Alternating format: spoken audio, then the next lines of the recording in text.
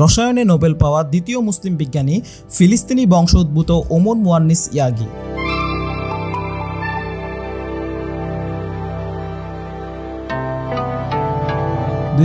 সালে রসায়নে যৌথভাবে নোবেল পুরস্কার পেয়েছেন মার্কিন যুক্তরাষ্ট্রের ক্যালিফোর্নিয়া বার্কলি বিশ্ববিদ্যালয়ের অধ্যাপক ওমর এম ইয়াগি।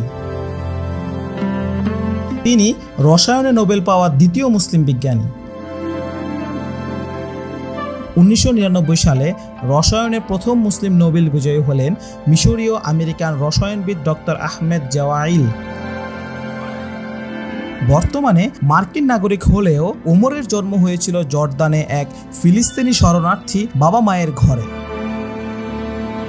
এছাড়াও ডক্টর ওমর ইয়াগি তার বৈজ্ঞানিক কাজের স্বীকৃতি স্বরূপ 2021 সালে সৌদি আরব সরকারের পক্ষ থেকে সৌদি নাগরিকত্ব লাভ করেন।